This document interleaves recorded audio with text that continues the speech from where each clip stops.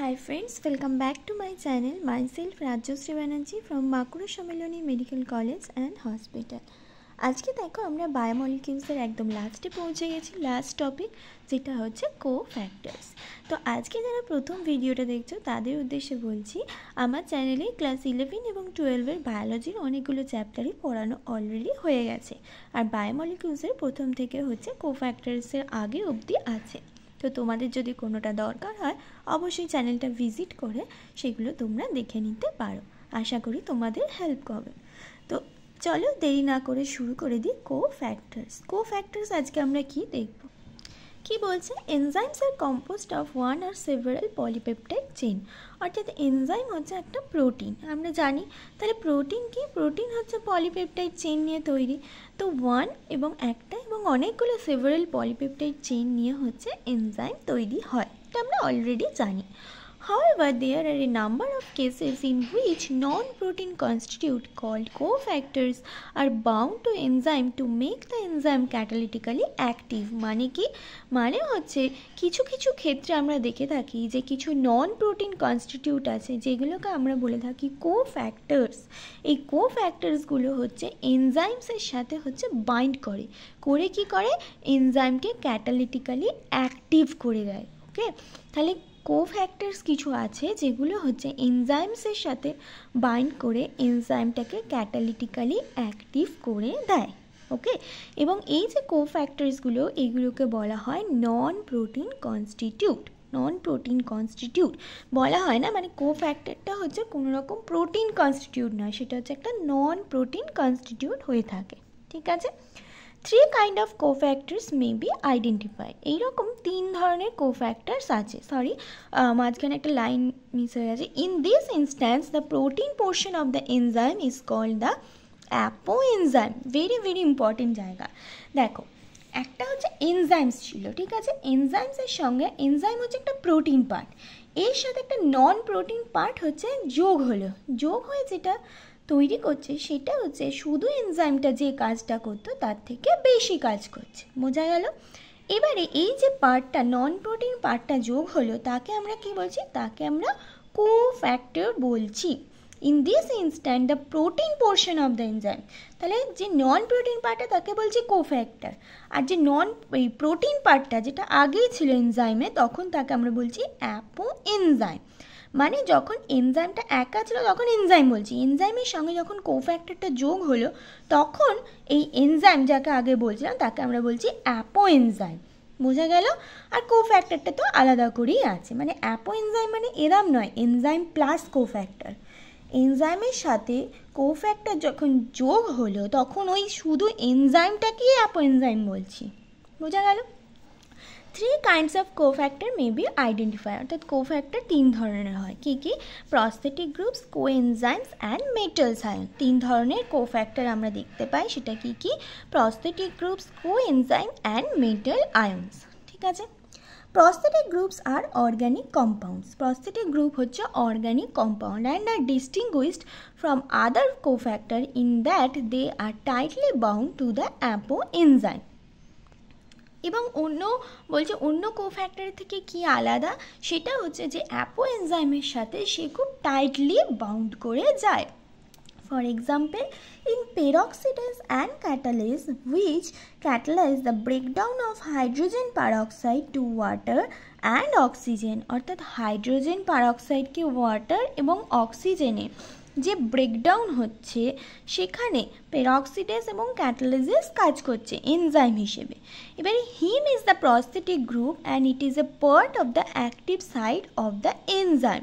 তাহলে হিম হচ্ছে এই যে হাইড্রোজেন পারঅক্সাইডকে ওয়াটার এবং অক্সিজেন এই যে ভাগ হচ্ছে এটা হচ্ছে একটা রিয়াকশন হচ্ছে, এখানে এনজাইম হিসেবে কাজ করছে পারঅক্সিডেজ অ্যান্ড ক্যাটালেজ। ওকে, এই পারঅক্সিডেজ এবং ক্যাটালেজের মধ্যে এনজাইমের মধ্যে একটা প্রস্থেটিক গ্রুপ থাকছে, এবং প্রস্থেটিক গ্রুপ মানে হচ্ছে অর্গানিক কম্পাউন্ড যেটা এনজাইমের সাথে হচ্ছে খুব টাইটলি বাউন্ড করে থাকছে। ঠিক আছে, তো সেই প্রস্থেটিক গ্রুপটা কি? সেটা হচ্ছে হিম। তাহলে হিম হচ্ছে পারঅক্সিডেজ এবং ক্যাটালেজের প্রস্থেটিক গ্রুপ হিসেবে কাজ করছে, মানে হিম হচ্ছে একটা কোফ্যাক্টর।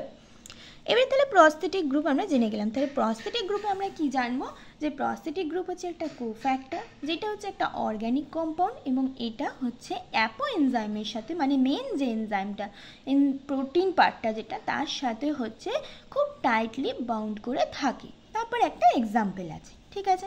এই পরের part, coenzyme are also organic compound. কোএনজাইমও হচ্ছে একটা organic compound, but their association with the apo enzyme is only transient.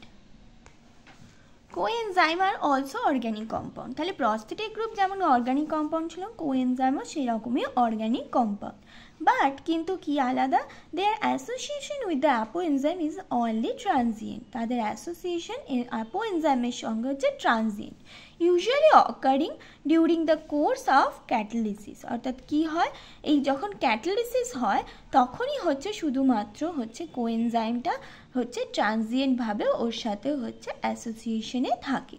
তাহলে coenzyme are also organic compound, coenzyme হচ্ছে একটা অর্গ্যানিক কম্পাউন্ড, কিন্তু তাদের অ্যাসোসিয়েশন অ্যাপো এনজাইমের সাথে হচ্ছে খুবই ট্রানজিয়েন্ট হয়ে থাকে ইউজুয়ালি, এবং ক্যাটালিসিসের সময় হচ্ছে ওটা হয়ে থাকে। Furthermore, coenzyme serves as cofactor in a number of different enzyme catalyzed reaction.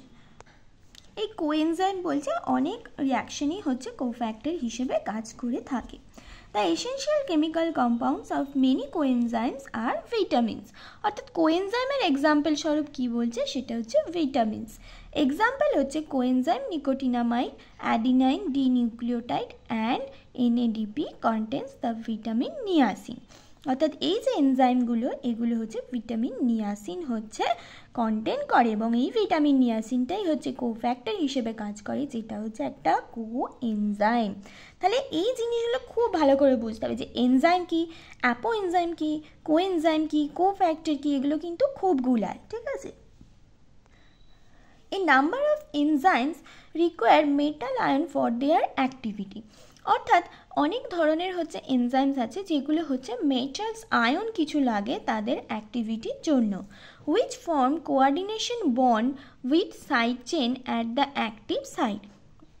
যেটা কি করে, তাদের হচ্ছে যে অ্যাক্টিভ সাইড আছে সেইখানে হচ্ছে সাইড চেনে হচ্ছে বন্ড করে হচ্ছে থেকে যায় মেটাল আয়নটা, okay. And at the same time form one or more coordination bond with the substrate. এবং আবার কি করে, এনজাইমের সাথে একদিকে বন্ড করছে, আবার অন্যদিকে করে সাবস্ট্রেটের সাথে হচ্ছে বন্ড করে যায়। এক্সাম্পল হচ্ছে zinc is a cofactor for the proteolytic enzyme carboxy peptidase. অর্থাৎ জিঙ্ক হচ্ছে একটা কোফ্যাক্টর যেটা হচ্ছে কি কার্বক্সি পেপটাইডেজের হচ্ছে সঙ্গে হচ্ছে কাজ করে থাকে, প্রোটিওলাইটিক এনজাইম, ওকে। তারপর বলছে catalytic activity is lost when the cofactor is removed from the enzyme, which testifies that they play a crucial role in the catalytic activity of the enzyme. অর্থাৎ যখন এই কোফ্যাক্টরটা আলাদা হয়ে যায় এনজাইমে থেকে, তখন বলছে ক্যাটালিটিক অ্যাক্টিভিটিটাও চলে যায়। কোন কোন এনজাইমের ক্ষেত্রে, যে সমস্ত এনজাইমের ক্ষেত্রে এই কোফ্যাক্টর লাগার ফলে ক্যাটালিটিক অ্যাক্টিভিটিটা পায় এনজাইমটা, স্বভাবতই কোফ্যাক্টরটা বাদ চলে গেলে তাদের ক্যাটালিটিক অ্যাক্টিভিটিটা নেমে যায়, ওকে। তাহলে এখানে মেন যে ইম্পর্টেন্ট কনসেপ্ট সেটা কি, সেটা হচ্ছে একটা এনজাইম ছিল, এনজাইমের সাথে একটা এনজাইম হচ্ছে একটা প্রোটিন, ঠিক আছে। এনজাইমের সাথে একটা নন প্রোটিনাস পার্ট হচ্ছে অ্যাড হলো। এবার এই যে নন প্রোটিনাস পার্টটা, এটাকে বলা হয় কোফ্যাক্টর, ওকে। কোফ্যাক্টরটা যখন এনজাইমের সাথে অ্যাড হয়ে গেল, তখন এই এনজাইমটাকে বলা হবে অ্যাপো এনজাইম। এরম নয় যে কোফ্যাক্টরটা অ্যাড হলো তখন এই পুরোটাকে বলা হবে অ্যাপো এনজাইম। এই আগে যেটাকে এনজাইম বলা ছিল সেই জিনিসটা, অর্থাৎ সেই সেম জিনিসটাকেই বলা হবে অ্যাপো এনজাইম। আর যেটা আগের যেটা আছে, যেটা ওর সাথে জুড়েছে, সেটা হচ্ছে কোফ্যাক্টর যেমন আছে, ওকে। এবার এই কোফ্যাক্টরটা হচ্ছে তিন ধরনের হয়, কি কি, কোএনজাইম, প্রস্থেটিক গ্রুপ এবং হচ্ছে মেটাল আয়ন, ওকে। এবার প্রস্থেটিক গ্রুপ যেটা আছে সেটা হচ্ছে অর্গ্যানিক কম্পাউন্ড, সেটা হচ্ছে ওর সাথে অ্যাপো এনজাইমের সাথে টাইটলি বাউন্ড আছে। কোএনজাইম যেটা, সেটাও হচ্ছে একটা অর্গ্যানিক কম্পাউন্ড, বাট সেটা যখন ক্যাটালিসিস হচ্ছে ঠিক সেই সময় এনজাইমের সাথে বাইন্ড করছে, কিন্তু সেটা টাইটলি নয়, খুবই ট্রানজিয়েন্টভাবে হচ্ছে বাইন্ড করছে, বোঝা গেল? আর মেটাল আয়ন তো মেটাল আলাদাই, সেটা মেটাল আয়ন রূপে এনজাইমের সাথেও বাইন্ড করে, আবার সাবস্ট্রেটের সাথেও হচ্ছে বাইন্ড করে। বোঝা গেল?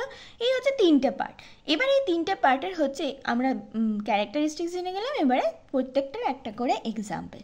এইটুকু জিনিসই আমাদের নিটের জন্য হচ্ছে মনে রাখতে হবে। মেন হচ্ছে এনজাইম, অ্যাপো এনজাইম, কোফ্যাক্টর, এবং কোফ্যাক্টরের 3টে ভাগ, prosthetic group, coenzyme, metal ion. এই কটার যে কনসেপ্টটা সেটা যেন সবার ক্লিয়ার থাকে। ওকে, তাহলে এখানেই আমাদের বায়োমলিকিউলস চ্যাপ্টারটা শেষ হয়ে গেল। এরপরে কোন চ্যাপ্টারটা পড়ালে তোমাদের সুবিধা হবে অবশ্যই কমেন্ট বক্সে জানিও, আর কিছু অসুবিধা থাকলে অবশ্যই জানিও, আমি চেষ্টা করবো রিপ্লাই দেওয়ার। Thank you, tata.